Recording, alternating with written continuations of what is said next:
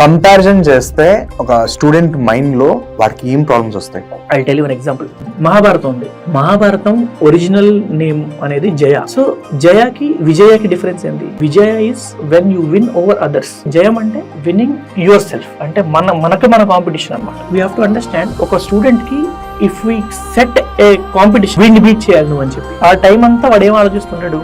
వీడిని బీట్ చేయాలి అంటాడు. He's focus is not to learn, అంటే నేను ఇంప్రూవ్ అవుదాం అని లేదు, వాడిని బీట్ చేయాలనే ఉంటుంది. డిఫరెంట్ పీపుల్ కి డిఫరెంట్ స్టూడెంట్స్ కి మోటివేషన్ ఫ్యాక్టర్ అనేది డిఫరెంట్ ఉంటుంది. సో దాన్ని బట్టి కూడా do think it changes? For example, if you A is trying to beat B, A has different circumstances, B may have different circumstances. వీళ్ళిద్దరు compare చేయడం వల్ల మనకేమనిపిస్తుంది అంటే, ఇద్దరు ఒకటే స్కూల్ వెళ్తున్నారు కదా, ఇద్దరు ఒకటే టీచర్ అనుకుంటాం, కానీ ఇద్దరు మైండ్ సెట్స్ వేరు. So what personally I feel is that no one should compete with no one. Competition పెడితే ఆటోమేటిక్ గా డిఫరెంట్ జెలసీస్, ఇవన్నీ ఆటోమేటిక్ గా డిఫరెంట్ బిహేవియర్స్ అనేది స్టూడెంట్ అనేది వస్తుందని వాట్ ఐ పర్సనలీ